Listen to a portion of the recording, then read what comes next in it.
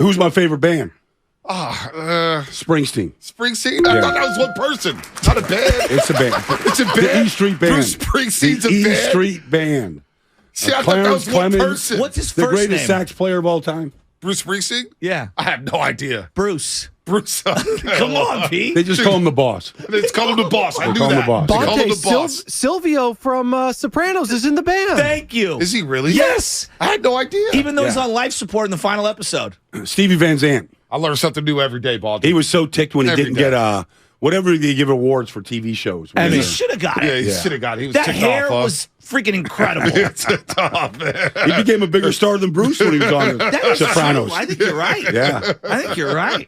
By the way, The Sopranos, I'm still disappointed in the last 2 seasons. Still disappointed. When, Not time right. out. When Chris gets murfed by What was that, Tony, season 3, right? It's the end when he plugs That the was season nose. 3. That's one of the great moments in It was great. television You had a history. few good moments, man. I don't know. Some characters will just live on. Yes. They will. You know, they'll just Paulie. live in perpetuity. It's a show. The characters were what it was unreal. Yeah, Paulie no, it was Walnuts, unreal. the Paulie best. was sick. Paulie was next level. As we have Baldy in studio all day long, all morning long, I should say. He's going to break down film afterwards.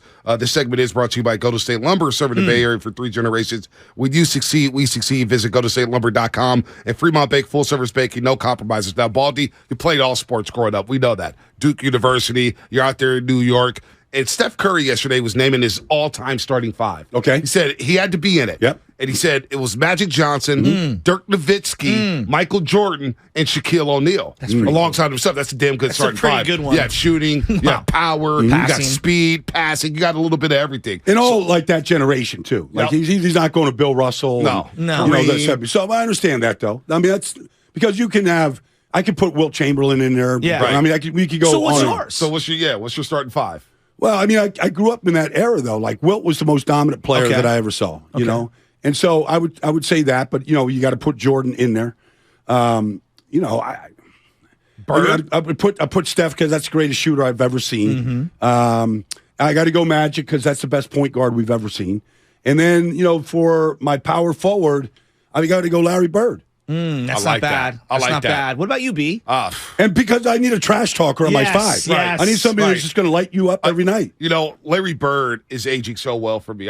Every time I look at highlights and I look at his Agreed. numbers, I'm thinking, man, this is one bad dude. He's one bad dude. So I would go Bird. I would go Curry. I have to go Jordan. Yeah. At center, I would go Hakeem Olajuwon. And Okay. at power forward, I'm going Hakeem Tim the Duncan. Dream. Hakeem the Dream, and I'm going Tim He Duncan. lived on at the low 4. post, man. Lived on the block. I love it. Hakeem was a great Hakeem player, was man. great. Those back-to-back Houston teams were unreal. They really were. Yeah, Clyde Who you Drexler. got? Yeah, Drexler was great. If I had to, I mean, Curry, Jordan, absolutely. I'm going Shaq. I just love Shaq. Shaq's I my love guy. Shaq, too. Yeah. I love Shaq. Like for me, I personally love Shaq. Okay, so I'm gonna throw him in there, and then your forward. I gotta go Larry Bird here. Like to me, because he could pass, he could Yep. shoot, he could defend, he could do so many Yep. different things. And then my 5th guy, this is a tough one. See, Like, Curry threw a curve when he went Dirk Nowitzki. Yep. yeah, I agree Yep. with that. Okay, that's a curve. Yes. right there. Yep. So nobody would put Dirk in there. But when Steph says it, then your eyes start think, going. well- Wait a second. Well, and that's where, like, for like my dad's age, like I want to go Dr. J, just Sure. for my dad. You Yeah. know what I Right. mean? Dr. J, Rick Barry, those are my dad's guys. But I think I'm going to go Twin Towers and go Wilt. Yeah. Wow. I mean, when you Yeah. average 50 and 25 Yeah. for a season, Yeah, averaging over 48 minutes a game. come on. But like Wilt, so many of the like when Wilt scored 100 With no LeBron, Like there's by the no like that game was in Hershey, Pennsylvania. Yep. So they used to like barnstorm back then. They used to play double headers. Like I went to the Sixers when I was a kid. 67, Dr. Jack Ramsey was a coach. yeah. And the Sixer team was, Billy Cunningham and Wally Jones and Hal Greer and Wilt and Chet Walker. Like you could just, you know all those Yeah, names, yeah. right, Joe? So like if they could play a doubleheader one night. Like imagine that. That's like the Globetrotters. I love That's that. insane. That's insane. We got a question on YouTube. San Jose Jazz fan 1. Baldy, can you imagine walking into a head coaching job like Jeff Saturday? Coming straight off of high school. It's incredible. 2016, you go out there in your first game. And for the most part, they've been competitive. I know things got away from them in the fourth quarter against Dallas. But there was a 21-13 game going into the fourth quarter. They played the Eagles tough. They beat the Raiders. Could you walk into a situation like that? No, I couldn't. Like when that happened, I put myself in Jeff's shoes. And I go, okay, like I know Jim Irsay. I don't know him the way probably Jeff does now. Obviously they have a great relationship. and he consulting with the team. And so you need an owner that's kind of like out there, and Jim's out there, to make that kind. But I was like, if he made the call to me, I would decline it. I would say, because I don't feel like I could come in there and connect with all the people we got to connect with just to get through a game. You got so what I heard Jeff did, which is really smart. I wouldn't have probably thought of this, but he literally brought in every single player into his office, one-on-one. Just said, "This is what I want. This is what I know about you. Like, this is why I'm here. This is why I took the job," and just explained himself one-on-one to everybody. Stephon, that's pretty smart. Gilmore, Forrest Buckner, all Quentin Nelson. So he did that with all the players, which I think was really smart. So they could get to know him, right? So he's just not standing up there as a figurehead in front of the room. Yeah. And people are like, "What is he doing here?" Yeah. These guys don't know Jeff Saturday. But I just don't think that I could do all the things that you got to do and be good and be really competent. What did you think about because I get both sides of it. Like, the Indianapolis Colts don't want to elevate someone from their staff for whatever reason. They're not that they're trying to lose out, but it felt like a win-win for them, I guess, essentially, by not elevating one of their guys. But I understand so many of the coaches around football being upset that he's jumped the line. Mm-hmm. But isn't the entry point in every position now? Like, you can come from anywhere. So what's your thoughts on the outrage? Look at John Lynch. That's what I'm saying. Were people outraged when John Lynch got the GM job? Steve Kerr. Shocked us all. Steve Kerr. No doubt. We've seen Mark Jackson go from playing to coaching, and he was a good player, good coach.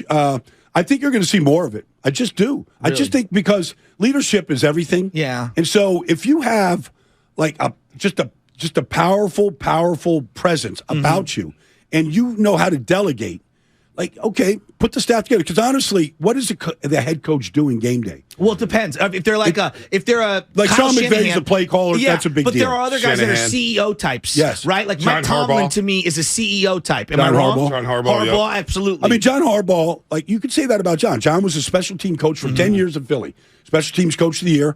And Brian Billick was the coach. Yep. And they had just given him a brand new contract in Baltimore.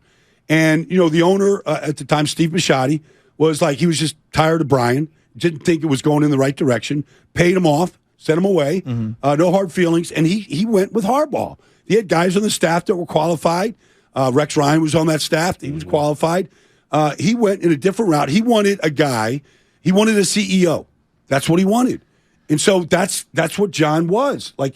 Special teams coaches, have ability to stand in a room and connect to all phases of the game. Belichick was a special team coach. Special teams coach. So some of those guys, have sort of a feel to be able to room with guys from every part of the team. That Baltimore team that you're referencing, with that Billick, and they won the Super Bowl, I can't believe how many people from that staff became head coaches. Yes. Mike Nolan, Marvin Lewis, you referenced Rex Ryan. Yeah. Jack Del Rio. That might have been an all-time staff. Yeah. Well, Brian, so here's what I know. Mike Smith was on that staff, was too? Brad Childress on that? Your coach at Stanford was on that David staff. Shaw. David Shaw was the wide receiver coach. Brian Shaw. So if you look at it, Mike Singletary became on that staff. Was he a position coach? He was a linebacker coach at one time. So Dennis Thurman. Dennis Thurman was on the staff, and then he's with Dion now. He's at Colorado right now with Dion. What do you think about that? I love it. I kind of love it too. I do too. I love it. But that's what you're saying. So I'm saying Dion.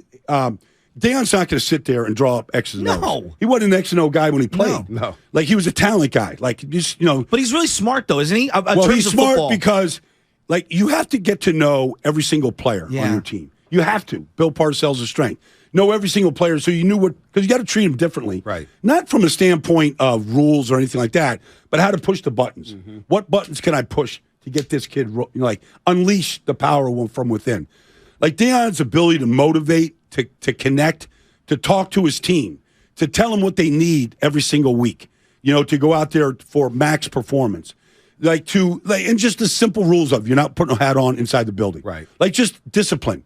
Learn discipline so that it shows up on the field. So you're not undisciplined on the field. All those things, there's no question that Dion will, he understands the NIL, which you have to. He understands recruiting. I'm sure some of those kids are going to come from Jackson. He nailed that running back. Yeah. So you watch the recruiting. Colorado has been so irrelevant for so long. Since the fifth down play and Cordell Stewart and Westbrook. Like, you think about that. I don't even know how long that is, Joe. That was 1993? They had 1 year they won the Big 12 championship. I remember they beat Texas. They had 1 year. Was that Donald Strickland? Donald Strickland. They went to the Fiesta Bowl, got blown out by Oregon. Right. 1 year. You're right. So I remember I was doing games at Fox, college games in 2011. I'll never forget this. I did Oregon at Colorado. So you're in Boulder. It's the most people that go to school at Colorado, they never want to leave. It's like God's country, right? The mountains, the beauty, I mean, everything to do. So, like, they never want to leave that place. So I'm doing Oregon and Colorado. So I knew, like, I got to know Chip a little bit. I did an Oregon game before that. It was 35-0 in the first quarter. Wow. 35-0 in the first quarter. Wow. The Buffalo never ran around the field. Ralphie was on break. He was all crowded up. Ralphie didn't get no exercise that day. Huh?